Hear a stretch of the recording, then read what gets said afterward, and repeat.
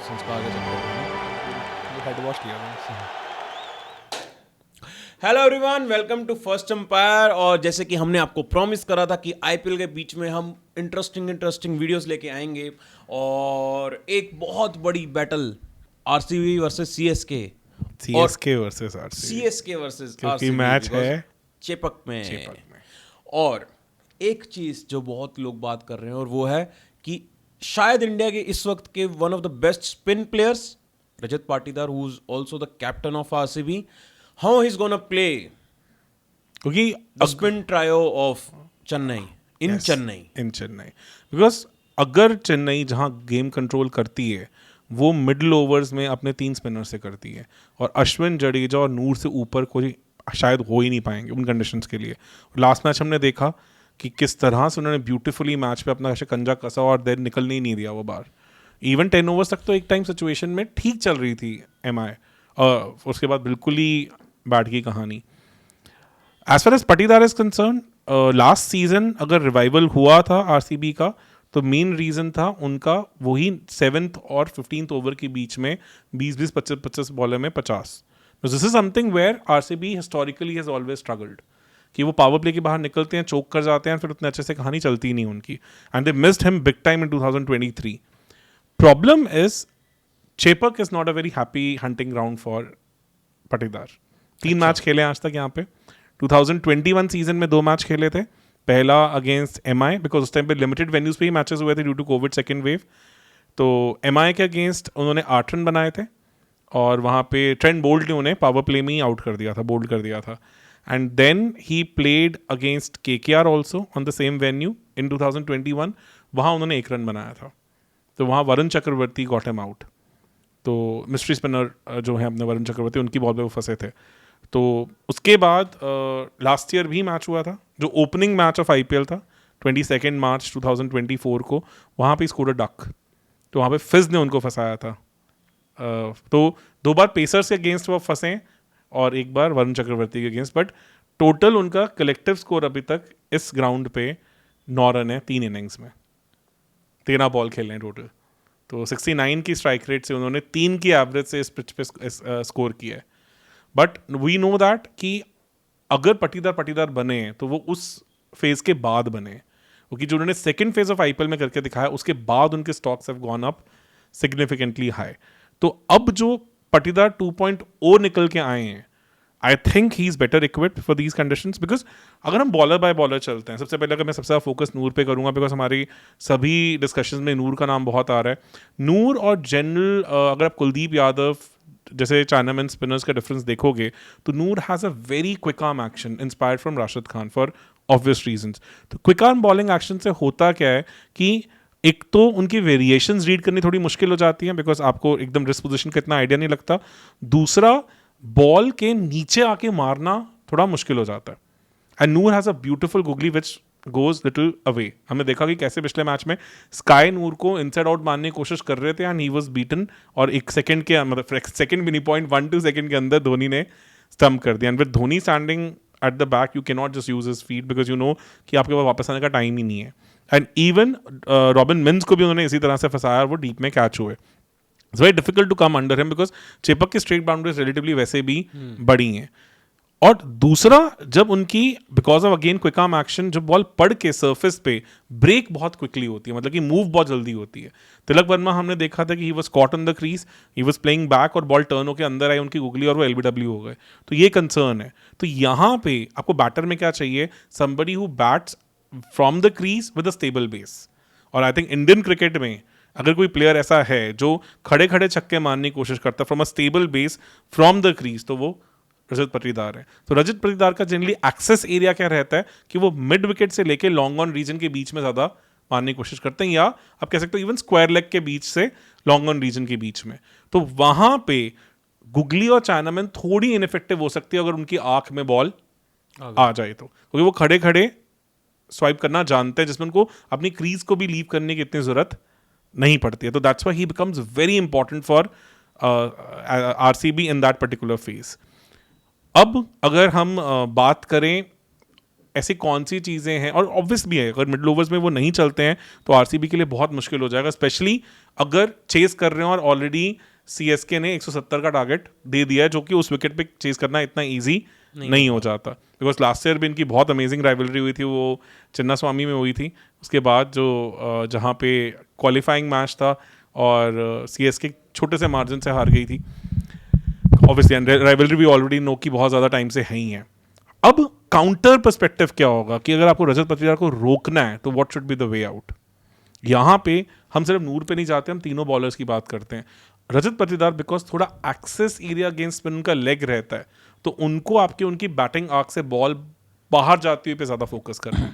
तो वहाँ पे Ashwin with his carrom ball becomes important. जिस तरह से उन्होंने पिछले मैच में विल जैक्स को फंसाया था कि विल जैक्स कैरम बॉल में मारने गए और इनर मतलब ऑफ साइड पे इनर फील्ड में ही कैच आउट हो गए, तो वो पाटीदार के लिए भी प्रॉब्लम बन जाती है जब थोड़ी सी पड़ के बॉल। अगर आपने उनका टेस्ट डेब्यू भी देखा हो तो वहाँ पे भी वो लेफ्ट आर्म फिंगर स्पिनर और लेगीज के अगेंस्ट, जहाँ पे रियान अहमद ने उन्हें फंसाया था, बॉल बाहर जाते हो ड्रैग करने की कोशिश करते हैं, कहीं ना कहीं वो फिर थोड़ा फंसते हैं। तो नूर की गुगली इंपॉर्टेंट हो जाती है, अश्विन का जो ये कैरम बॉल बाहर जाता है वो इंपॉर्टेंट जाता है, and Jadeja also if you can keep it away from his arc can get some break from the surface जहां बॉल थोड़ी बाहर जाती है। तो if you can keep it away from his arc and can force him to either drag the ball from outside off stump to leg or to play on the off side, then you can have a better chance of nullifying Rajat Patidar. अब आपने जब बोला कि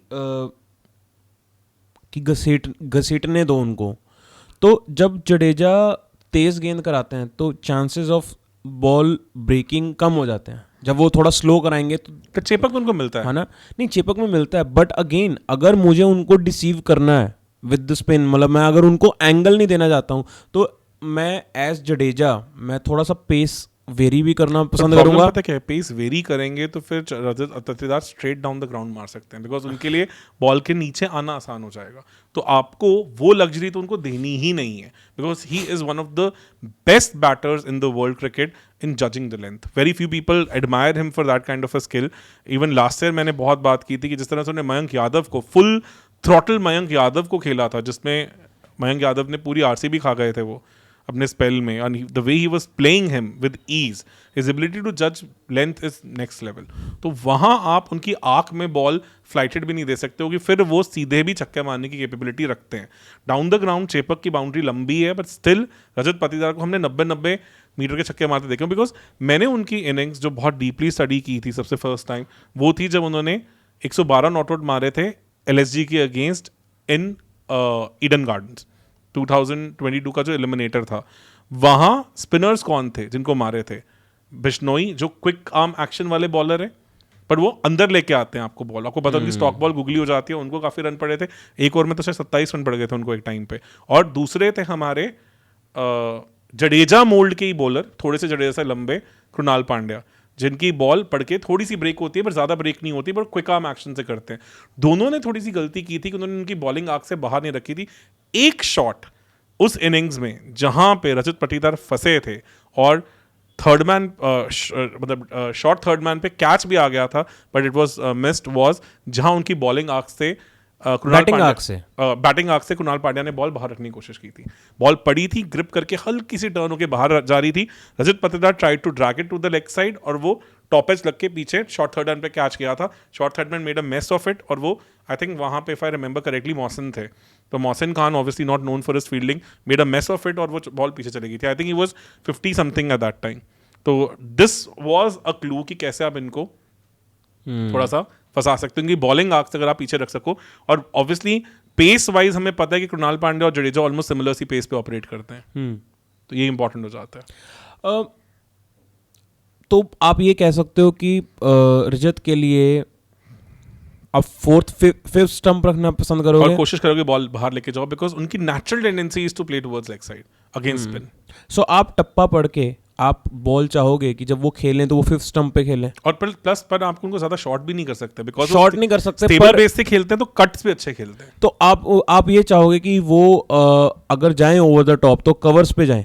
covers पे तो वो ज्यादा मारेंगे ही नहीं, वो या तो स्ट्रेट जाएंगे या वो लेग पे जाएंगे। पर- तो आप चाहोगे कि उनको स्ट्रेट या लेग पे जाने की कोशिश करें ताकि एज लगने के चांसेस हो। नहीं, मैं ये कह रहा हूँ कि आप बॉल तो वो करवाओगे ना जिसपे शॉट Ideally बनता कवर्स होगा, कवर बनता होगा, पर बिल्कुल क्योंकि उनका नेचुरल इंस्टिंक्ट जो है वो या तो सामने है या लेग पे खींचने लेग पे खींचने का है, तो यहाँ पे आप फंसा सकते यहाँ पे हो। उनको तो फंसा एज ए जडेजा आप इसमें जैसे वो राउंड द विकेट आते हैं राइटी के लिए, आप शायद ओवर द विकेट भी कह सकते हो। ट्राई करा जा सकता है बिकॉज उस एंगल के साथ बॉल नेचुरली बाहर जा रही है।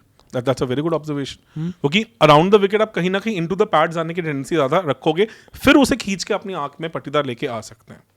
और ये बहुत इंटरेस्टिंग कंपटीशन होने वाला है, मैचअप होने वाला है, and I think this might be the make or break for tomorrow's match. And Ashwin भी जो कैरम बॉल कराएंगे वो भी राउंड द विकेट कराएंगे। अश्विन ने आई थिंक सेंस तो यही बनेगी कि जैसे उन्होंने हाशिम आमला को आउट करा था, उतना ब्रेक मिलेगा आप सरफेस से कि नहीं कहना ब्रेक मुश्किल मिले है। ना मिले, पर एंगल मैं कह रहा हूँ कि अगर वो राउंड द विकेट, और मेरे को लगता है शायद round the wicket carrom ball effective भी ज्यादा हो जाती है। पता क्या होता है, राउंड द विकेट आप कैरम बॉल अगर करने जा रहे हो ना, तो you are almost giving a telegram to the batter कि अब पता है आपको कि आपकी आंख में लेग स्टंप पे जा रहे हो, तो आप स्टॉक ऑफ बॉल तो कर ही नहीं सकते ना।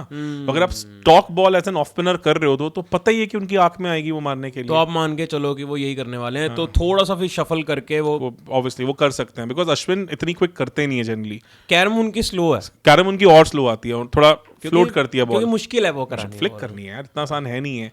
तो वहां फिर I think it becomes important कि उनको इतनी जल्दी हिंट नहीं देना बैटर को कि what exactly is planning against him. So उनके लिए तो ओवर द विकेट ही सेंस बनती है। जडेजा के लिए आप बोल सकते हो कि हम ओवर द विकेट भी ट्राई कर सकते हैं, बट फिर भी आई थिंक अगर उनकी बैटिंग आंख से बाहर वो राउंड द विकेट भी रखते हैं नेचुरल एंगल से, तो that's also not easy, because Jadeja की बॉल अच्छी खासी पेस पे आती है और चेपक में बॉल अगर जहां ग्रिप करती है इतना ईजी हो नहीं जाता मारना। इंटरेस्टिंग कॉम्पिटिशन रहने वाला है बहुत ज्यादा। मेरा एक सिर्फ ये डाउट है कि नूर अहमद, मतलब हमने चैंपियंस ट्रॉफी में उनको देखा, he was not looking that great, तो एकदम से ये धोनी जी की छत्र छाया में आके क्या हो गया उनको? थोड़ा अनफॉर्चुनेट भी थे कि विकेट्स उनको उतनी सपोर्टिव नहीं मिल रही थी वहां पे रिलेटिवली, ये बिकॉज भी है। पाकिस्तान के विकेट्स काफ़ी फ्लैट हैं, और प्लस यार I think there is the magic with CSK management, they give so much clarity to the bowler कि तुम्हारा यही टिप्पा है, तुम्हें यही करना है। आई थिंक वो जो स्ट्रीट स्मार्टनेस इनकी लीडरशिप के अंदर है वो शायद वर्ल्ड क्रिकेट में अनपैरेलल्ड है, और किसी के पास है नहीं है स्पिनर्स के साथ वो हैंडल करने की। मैंने पंत को देखा कई बार वैसे चीजें करते हुए, बट क्या है वैसे रजत, मतलब क्या करेंगे क्या? यार डिपेंड करेगा कि सीएसके उनका अगेंस्ट प्लान कितना अच्छा करके आती है, बट फिर भी करके plan, let's assume the plan तो करके आएंगे ही वो। आई एम एक्सपेक्टिंग कि गुड 30-40 आ सकता है, पर उसके ऊपर जाना थोड़ा मुश्किल होगा ऑन दीज विकेट्स। मतलब वो फिर इनिंग्स फॉर द एजेस हो जाएगी अगर वो होता है तो, and that's why I am very excited for. पर are you rooting for that performance? यार मैं अच्छे मैचेस तो चाहता हूँ, बिकॉज अगर आपको सीएसके को हल्का से अपने घर से हिलाना है, थोड़ा उनको एक फाइटिंग चीज़ देनी है, तो आपको मिडिल ओवर्स में एक बॉस करने वाला बैटर तो चाहिए, ताकि कुछ तो हम नया देखें इस सीजन उनसे भी। अदरवाइज वो ऐसे लगता है कि ऑटो पायलट मोड में उनकी गेम चल रही होती है चेपक में। तो और ऑब्वियसली लास्ट सीजन हमने एक चीज़ देखी थी ऐसी, स्टोइनिस ने करके दिखाया था ये। Stoinis had a beautiful 120 plus उन्होंने स्कोर किया था, और एक इम्प्रॉबेबल सी चेज करके दिखाई थी उन्होंने, तो ही डिड दैट। ऐसा नहीं था कि स्टोइनिस ने नहीं करके दिखाई, गिव द टेम्पलेट ऑल्सो कि कैसे चेपक में भी एक अच्छा चेज किया जा सकता है, क्योंकि 200 प्लस का चेज तो सोचा ही नहीं था कि चेपक में पॉसिबल भी है कभी। तो लेट्स होप मज़ेदार होगा मैच। चलो ठीक है सर, इन टोटलिटी आपको मैच की प्रेडिक्शंस क्या लग रही हैं? टॉस बहुत मेजर फैक्टर होगा। देखो अगर सीएसके फर्स्ट बैट करता है तो RCB will have to go for 140 total, कि आपको उतने पे डिफेंड करना पड़ेगा, which is not easy with the batting lineup that they have. But अगर फर्स्ट बैट करके 170 प्लस टोटल हो जाता है तो इट बिकम्स वेरी डिफिकल्ट। पता है होता क्या है, Jadeja, Noor and all they rush through the overs, आपको 4-5 ओवर तो पता ही नहीं चलता कब निकल गए। तो उसके साथ आप 9 overs 64 for 1 no, and you realize कि आपको almost 10 runs an over चाहिए against a spinning ball, against on a slow sluggish wicket। वो प्रॉब्लम हो जाता है कि then suddenly you start losing the plot, तब वो पैनिक बटन बज जाता है। और बैट फर्स्ट करते हुए फिर आपको थोड़ा ध्यान रखना है कि ऑब्वियसली आपको 200 के लिए नहीं जाना, आपने 170-180 तक जाना है। बैटिंग कंडीशंस जो हैं वो इजी होती हैं या डिफिकल्ट होती रहती हैं? स्टार्ट ऑफ द सीजन इतना ड्यू मेजर रोल नहीं प्ले करता, but as a season progresses then dew becomes a major factor there also. Start of the season इतना नहीं करता, हमने लास्ट मैच में भी देखा बाद था। में सेकंड बैट करने की सेंस बनेगी, अभी बराबर है। अभी ऑलमोस्ट बराबर, हम लास्ट मैच में देखा ही था। बैट चेस करना इतना इजी तो नहीं था वहाँ पे भी, ड्यू इतना मेजर फैक्टर नहीं था। बस अभी तो टेम्परेचर्स रिलेटिवली डिपी होते हैं, कम ही होते हैं। चलो सर, उम्मीद करते हैं we might see one of the best battle for the ages, and thank you so much guys. हमने अभी रिसेंटली एक मेंबर्स ओनली पॉडकास्ट भी बनाया है on the scouting system of India and how IPL scouts are changing Indian cricket. So अगर आप देखना चाहते हैं तो आप हमारी मेंबरशिप ट्राई कर सकते हैं, and if you want to be the part of the exclusive first empire community, so please go ahead with the memberships. Thank you so much guys, thank you so much for joining. Thank you.